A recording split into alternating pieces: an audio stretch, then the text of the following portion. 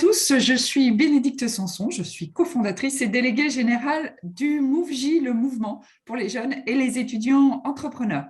Plus de 300 000 jeunes par an créent leur entreprise et ainsi créent leur job et souvent celui de leurs amis. Le prix MoveJ s'adresse aux jeunes entrepreneurs, porteurs de projets ou auto-entrepreneurs qui ont entre 18 et 30 ans. C'est un prix national et généraliste. Et à ce jour, plus de 17 000 jeunes en 12 ans ont montré leur intérêt pour ce dispositif. Et cette année, nous avons décidé de l'enrichir par une mise en lumière de la dynamique de l'entrepreneuriat jeune partout en France.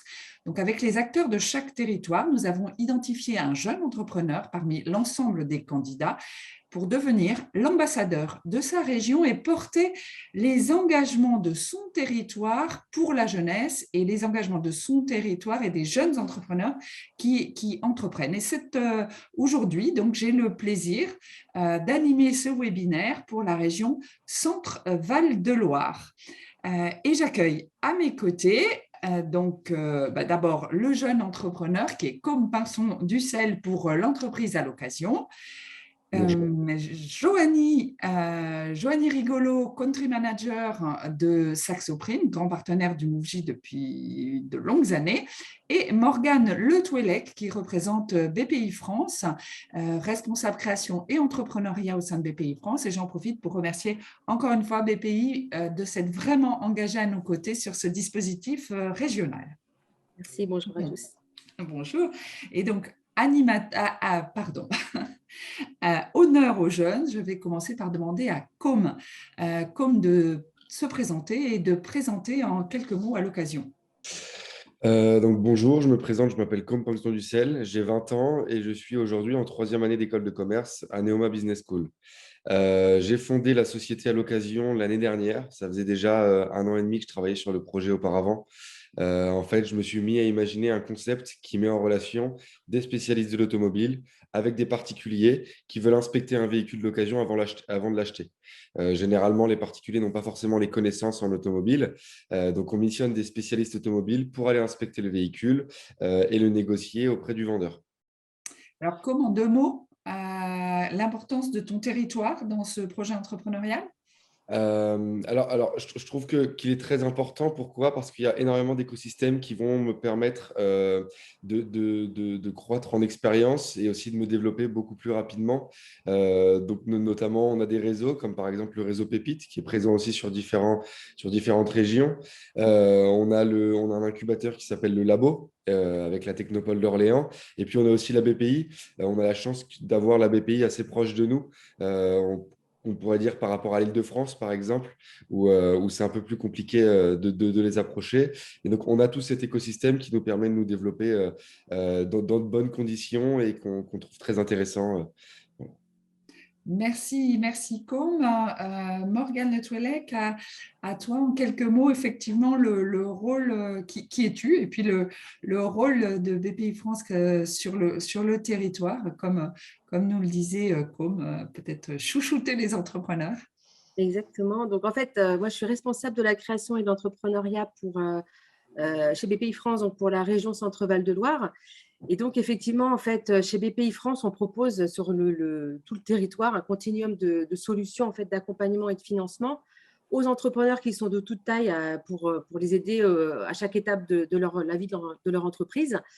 Et en fait, on les aide sous différentes formes, donc sous forme de garantie, de prêts, d'accompagnement, en innovation, par exemple, comme avec Com, à l'international. Donc voilà, c'est vraiment très vaste. Et puis, depuis 2019, on soutient également les réseaux qui accompagnent et financent les créateurs. Alors, comment? Sous forme notamment de prêts d'honneur, c'est-à-dire qu'on leur donne de la ressource financière pour qu'ils puissent proposer des prêts d'honneur aux créateurs qui en ont besoin. On organise également des réunions avec l'écosystème pour se connaître, pour échanger, pour co-construire des projets, pour améliorer justement l'accompagnement des jeunes créateurs. Donc, on le fait avec des enseignants, les réseaux, on organise les journées de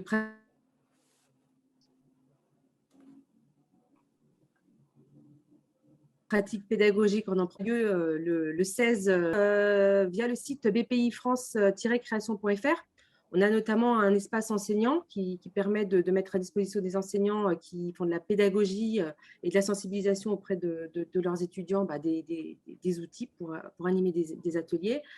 On a mis en place également un MOOC, cultiver l'esprit d'entreprendre des jeunes.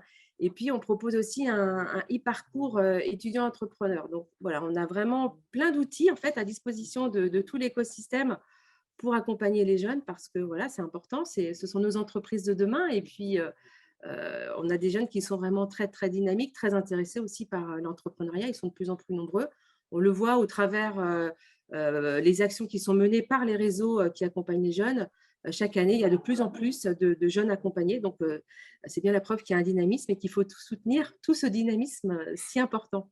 Oui, merci Morgane. Effectivement, un rôle d'animation qui est précieux, précieux pour nous, structure d'accompagnement, et puis je pense précieux pour les jeunes qui arrivent dans ce monde-là et qui permet vraiment un fléchage, de comprendre à qui s'adresser en fonction du niveau de maturité de son projet et puis de sa personnalité, parce que tous les accompagnements ne conviennent pas à tout le monde et ça, c'est important de le savoir et de le répéter. Merci Morgane. Joanie, tu représentes Saxoprint. Saxoprint est un partenaire précieux pour le MoveJ depuis de longues années. Joanie, à toi de te présenter. Oui, je suis Joanie Rigolo, donc je suis directeur commercial en France de la société Saxoprint, qui est un des leaders en Europe de l'imprimerie en ligne, donc qui permet à tout le monde, y compris beaucoup de jeunes entrepreneurs, d'accéder à de l'impression, que ce soit sur papier ou en grand format pour, par exemple, les salons, de qualité et puis à des prix beaucoup moins chers que ce qu'on peut trouver par ailleurs. Et donc, effectivement, ça fait, moi, à titre personnel, 7 ans maintenant que je suis dans l'écosystème du MoveJ et qu'on accompagne le MoveJ et puis également tous les jeunes entrepreneurs via de la gratuité ou des prix intéressants pour que chacun puisse bénéficier d'impression, parce que bon, c'est vrai que même si on est un pure player, même si on est sur Internet, on sait qu'un mix de communication réussi, ça part aussi souvent d'un savant dosage d'impression et de digital.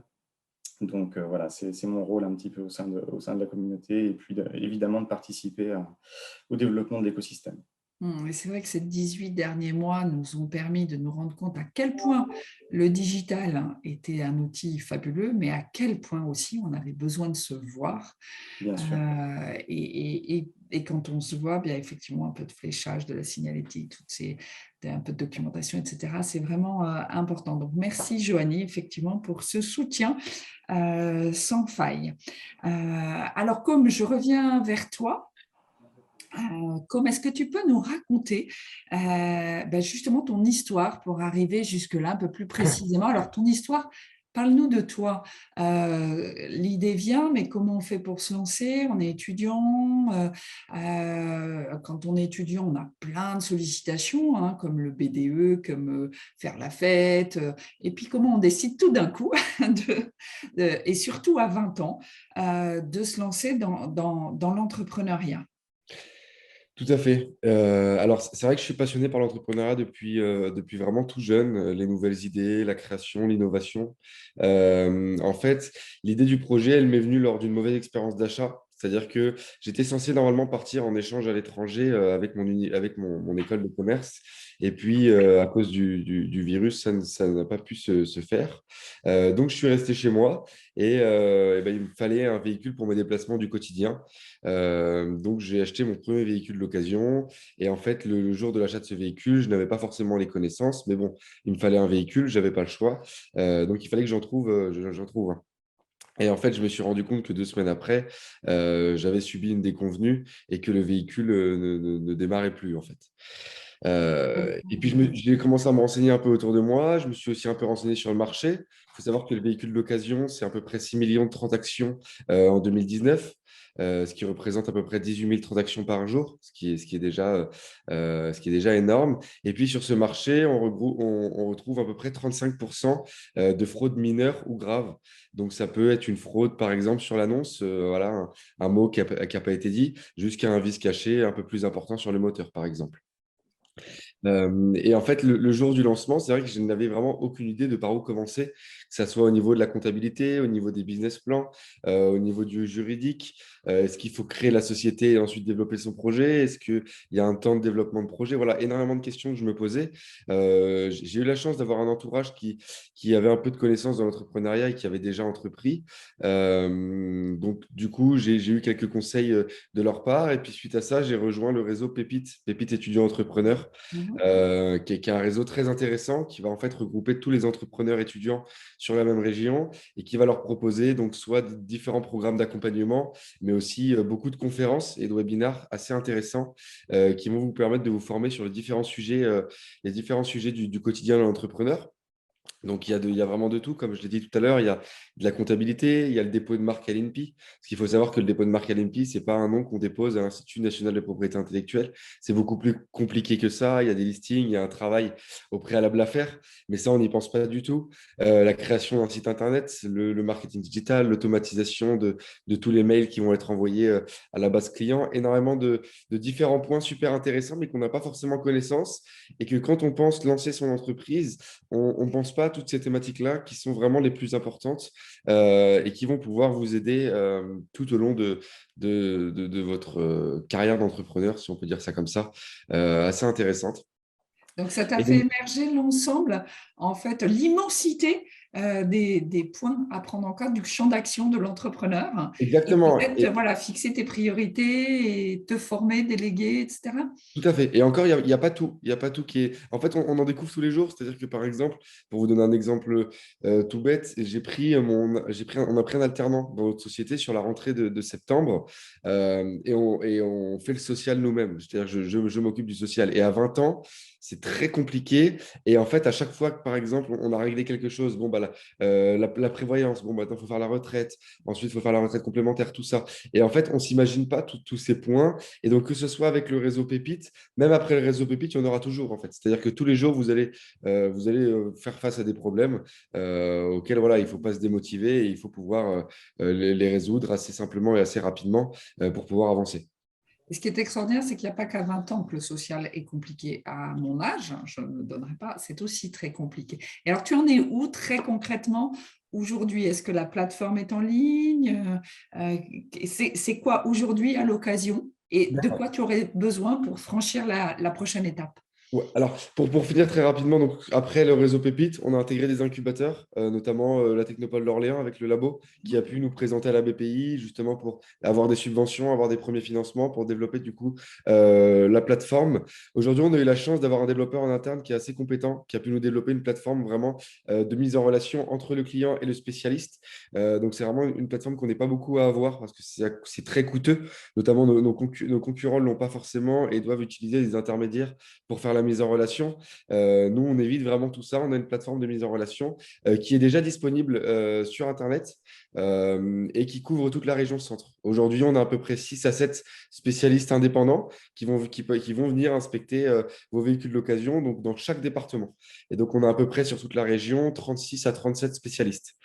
Aujourd'hui, on se rend compte qu'on a énormément de demandes au niveau national, notamment sur l'Île-de-France. Donc, on est en train d'ouvrir une branche sur l'Île-de-France en essayant de recruter certains spécialistes.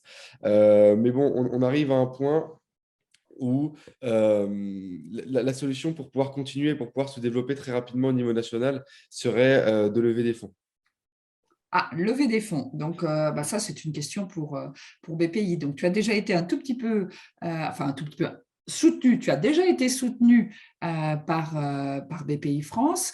Morgane, comment BPI peut encore peut-être accompagner Com sur la suite de son projet, sur cette levée de fonds?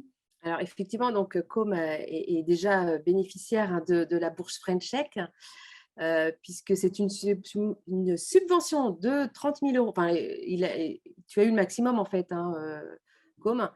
30 000 euros de subvention donc pour financer la phase de maturation et de validation économique du projet. Donc ça, c'est un premier soutien qui est fort quand même. Et puis, effectivement, ensuite, on pourrait également t'accompagner avec, pourquoi pas, dans une phase de développement, avec du prêt d'honneur, avec de la garantie sur des prêts bancaires. Et puis, on a également les réseaux aussi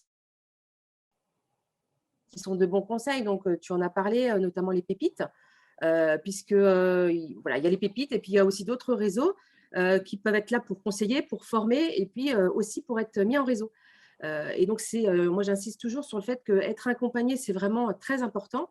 Les réseaux se connaissent bien. En région Centre-Val de Loire, ils se connaissent tous, ils sont complémentaires.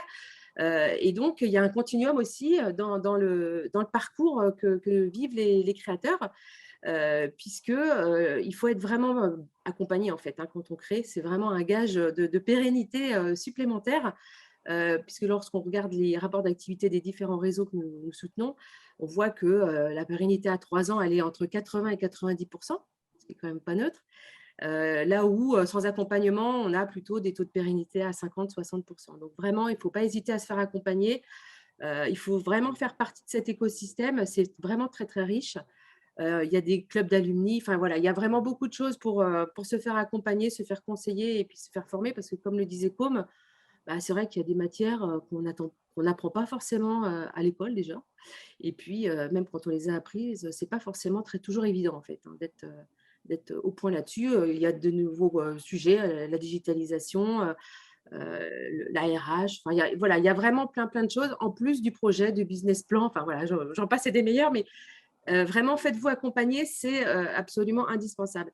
Et puis, je profite juste plus largement pour mettre juste un petit coup de projecteur sur le prêt étudiant aussi, puisque nous soutenons également les étudiants de moins de 28 ans qui financent leurs études en garantissant les prêts en fait, qui seront mis en place par les banques.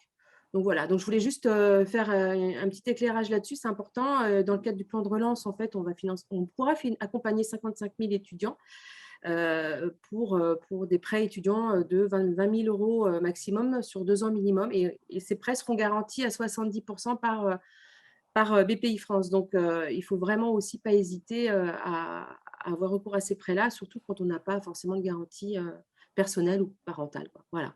Donc, c'était un petit peu en dehors du sujet de la création, mais voilà, pour le confort des étudiants dans leurs études, c'est aussi un point important à connaître.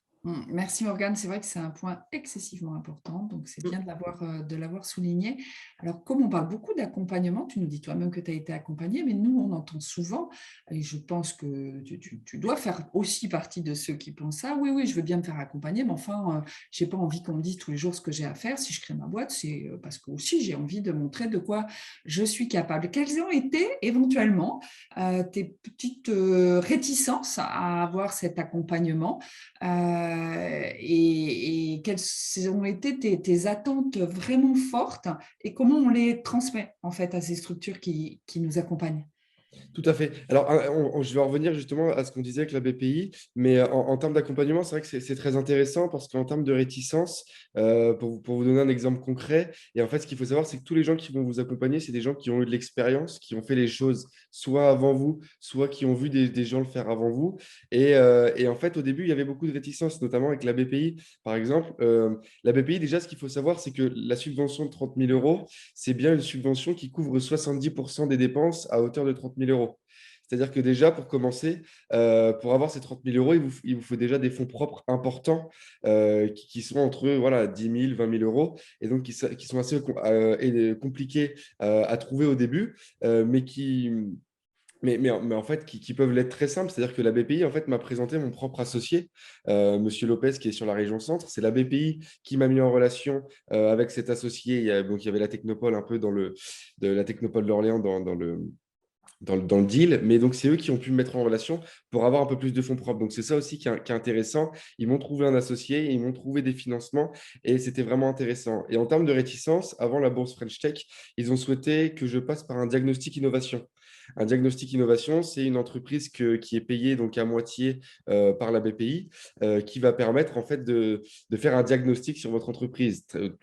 Chose très simple, on a fait un site internet et ils ont voulu nous demander qu'une entreprise puisse tester l'utilisation de ce site avec en fait des prospects types C'est-à-dire qu'ils prennent des utilisateurs types, donc des retraités, des cadres, des familles, et ils leur font tester la plateforme.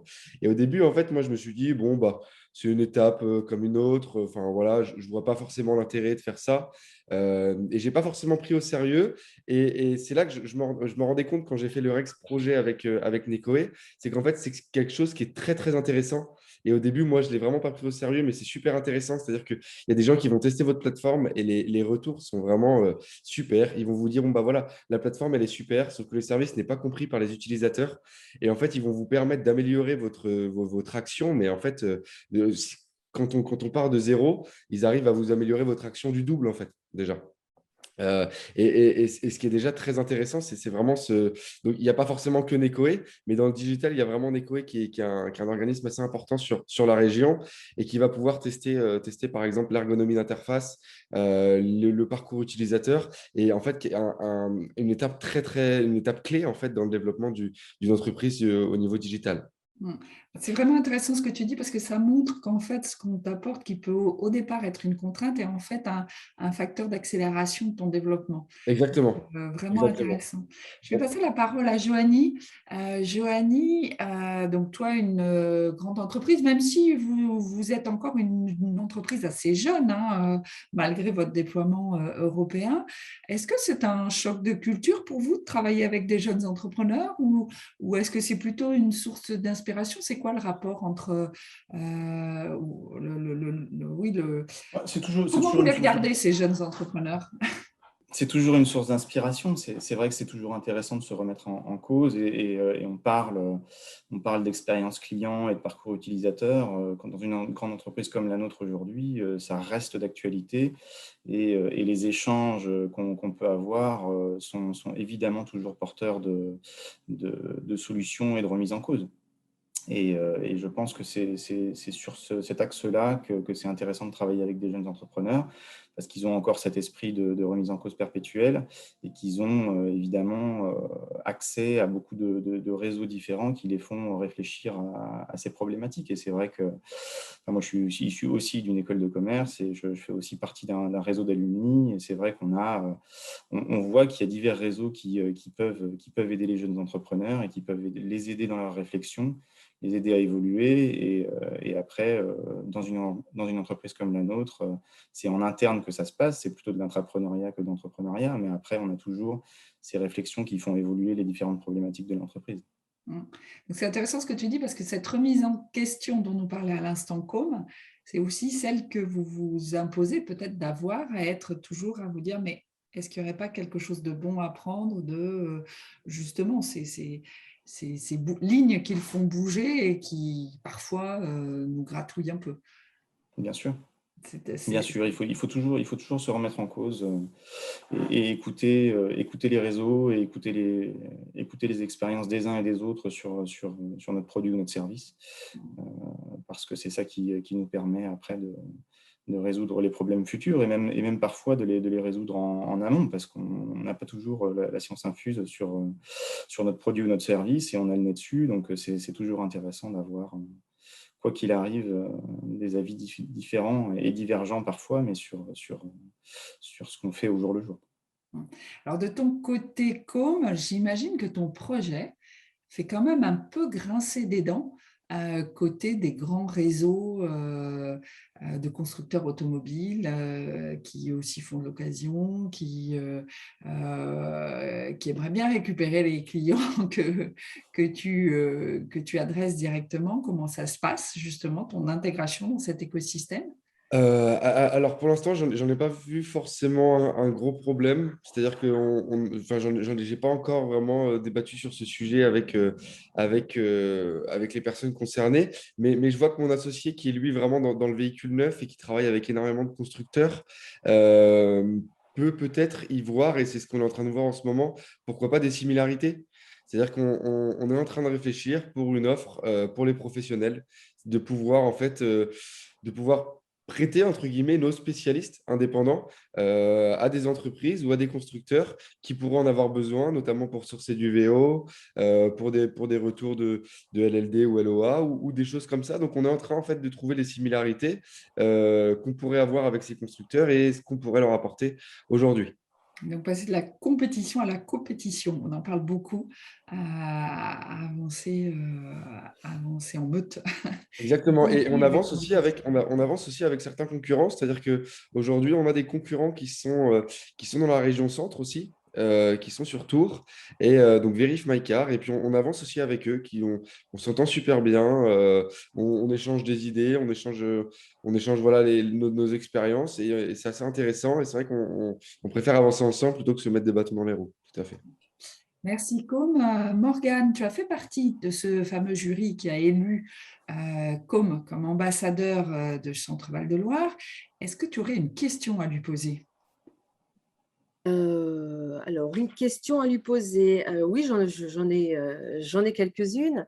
Bon, déjà, je voulais le féliciter hein, pour son projet, voilà, qu'il aille vraiment au bout de son aventure chez BPI France et puis avec tous les réseaux, il a bien compris, on est tous autour de lui pour l'aider à chaque étape, en fait.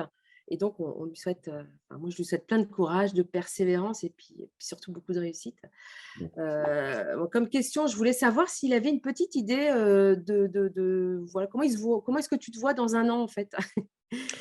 Ah, c'en est une. Après, ça peut être quelles valeurs de ton entreprise te tiennent à cœur et comment tu souhaites les développer. Et puis, quels sont tes besoins pour poursuivre ton aventure aussi entrepreneuriale? Alors, tu en as parlé de la levée de fonds, donc on a bien entendu, donc tout ça, ça structure et on y travaille. Voilà, donc la première question, c'était voilà, comment tu te vois dans un an? Alors, comment je me vois dans un an? J'espère que la société sera déjà un peu plus développée, qu'on aura déjà un peu plus d'employés et qu'on sera développé sur tout le territoire, en fait, pour pourquoi pas ensuite passer à l'international. On a énormément de projets pour cette société. On aimerait notamment, pourquoi pas, la transformer aussi dans l'immobilier, qu'il puisse y avoir l'inspection de véhicules. Mais voilà, aujourd'hui, quelqu'un de type achète sa voiture, achète sa maison, son appartement, les choses, entre guillemets, les plus importantes. Donc, pourquoi pas se développer aussi dans l'immobilier. Et c'est vrai qu'on aimerait lever des fonds prochainement. On est déjà en contact avec certains organismes et certains fonds pour pouvoir voilà, voir ce qui est possible. S'orienter peut-être déjà, on est assez aux jeunes aujourd'hui. Donc, ce serait plus s'orienter vers un réseau de business angels. Mhm. Plutôt qu'un fonds d'investissement qui permettrait dans un premier temps de lever des fonds et aussi, pourquoi pas, de s'intégrer à un grand groupe qui nous permettrait de faire du média for equity. On est très consommateur de cash, mais on sait qu'il y a énormément de groupes tels que des sites en ligne, de véhicules d'occasion qui permettraient de faire de la publicité, par exemple, pour à l'occasion, en échange d'un tiers de confiance lors des ventes entre le client et le vendeur donc du véhicule qui a été vu sur ce site-là. Donc, en fait, on a des choses à apporter réciproquement à ces grands sites en ligne. Donc, on aimerait, pourquoi pas, se faire intégrer par un de ces sites afin de pouvoir bénéficier de communication gratuitement, entre guillemets, pour pouvoir déjà se développer et ne pas forcément consommer énormément dans la communication. Il faut savoir qu'aujourd'hui, on est en B2C. Le B2C, c'est assez compliqué à lever des fonds parce que voilà, c'est un peu tombé ces dernières années. Donc, c'est assez compliqué, mais on lâche pas. On continue à travailler sur nos présentations, on continue à travailler sur nos plans de financement et sur nos tableaux de dépenses pour pouvoir réussir à lever des fonds. Et on espère, donc j'espère le lever des fonds avant la fin de l'année, donc fin de l'année scolaire donc mai-juin 2022. Et puis, entre-temps, pourquoi pas entamer une césure de mes études sur l'année d'après. C'est-à-dire qu'aujourd'hui, j'ai préféré continuer les études et travailler 8 heures minuit tous les jours, plutôt que, voilà, aujourd'hui, c'était pas assez concret pour moi pour arrêter les études. Ça commence à l'être de plus en plus, donc pourquoi pas y penser, tout à fait. Un complément de question du côté de Joanie pour Com? Bah, écoute, moi, ce que j'aurais aimé savoir, c'est jusqu'à présent dans ton parcours, qu'est-ce qui a été, d'après toi, la chose la plus difficile dans ta création? Et puis peut-être aussi l'erreur que tu as identifiée et que tu conseilles à des jeunes entrepreneurs de ne pas faire. D'accord. Alors, la chose la plus difficile, j'aurais dit que je suis en train de me rendre compte que c'est de lever des fonds. Mais comme on est en train d'en parler, non, la chose assez compliquée, ça a été justement c'est vraiment de se lancer. De se lancer, enfin, vous voyez, vous faites une conférence par exemple sur la comptabilité, vous allez faire un prévisionnel, derrière personne n'est là pour corriger votre prévisionnel. Et le jour où vous le présentez à quelqu'un, ben voilà, ça se trouve, il va vous dire, ouais, vous avez fait n'importe quoi, voilà, il y a des choses qui sont bien. On ne sait jamais en fait, on ne sait jamais ce qu'on fait, on ne sait jamais si c'est bien, si quelqu'un peut nous corriger derrière nous. C'est vraiment un travail en autonomie qui est compliqué. Je pense que la chose la plus dure, c'est essayer de travailler en autonomie, de commencer à travailler en autonomie surtout. Mais après, avec le temps, on s'y fait. Euh, on s'y fait. Et pour la deuxième question, la chose que j'ai faite et que je n'aurais pas forcément dû, euh, je pense que c'est trop m'éparpiller sur la communication. Et j'en avais déjà parlé avec mon mentor de Pépite. Donc, c'est un chef d'entreprise sur Orléans qui avait travaillé, donc, enfin, qui était mentor pour Pépite. J'en avais parlé avec lui. Et en fait, sans m'en rendre compte, j'ai fait la même erreur que lui. C'est-à-dire que lorsqu'on lance une entreprise, dans le digital ou non, on a énormément d'autres entreprises qui vont vous contacter pour vous vendre voilà, un article dans le journal, pour vous vendre un e-publi, pour vous vendre un, une vidéo, enfin énormément de choses comme ça en fait. On essaye de vous vendre énormément de choses et je me suis un peu trop éparpillé, je pense, sur la communication sans forcément avoir bien implanté ma stratégie et sans forcément avoir travaillé vraiment sur une stratégie communication au début. C'est-à-dire qu'au début, pour moi, bon, voilà, je savais où j'allais communiquer, je savais que j'allais communiquer sur la centrale, sur Le Bon Coin, sur Facebook Ads, Google Ads, tout ce digital aussi, toute cette partie digitale. Et en fait, je me suis un peu éparpillé. Voilà, j'ai des e-publis, des publics rédac. J'ai acheté beaucoup de communication et en fait, je me suis vraiment trop éparpillé et je pense qu'il faut vraiment faire attention et bien implanter à la base une stratégie de communication fondée sur à qui vous souhaitez communiquer, avec quels moyens et vraiment avoir travaillé sur cette stratégie et ne pas faire comme ça tout à la va-vite pour attirer des clients. Je, Alors, je comme reprends c'est… juste, je reprends, pardon, juste Oui. Bénédicte, la balle au bon. En fait, c'est vrai que la phase de préparation en fait, du projet dont tu parles, hein, Com, ça se prépare et il y a des réseaux en fait qui le font, ça. Il y a notamment les BGE qui le font pour étudier toutes ces parties-là. Et donc, ça serait peut-être intéressant que tu puisses te rapprocher d'eux pour justement prendre chaque sujet à part en fait, hein, et puis de voir avec les conseillers chez BGE, par exemple, il y a d'autres réseaux, mais je pense à BGE notamment, voilà, qui font des formations sur l'étude de marché. Enfin, bon, il y a beaucoup de choses. Ton dossier était super complet, donc tu avais avancé sur beaucoup de choses, mais voilà, sur les sujets que tu évoques, il y a certainement la possibilité de voir avec eux comment ça peut être mieux organisé en fait. Tout à fait. On travaille aussi avec, on est incubé aussi chez The Place by CCI 28, qui sont super et qui nous payent aussi des formateurs et des experts, notamment par exemple pour le référencement SEO.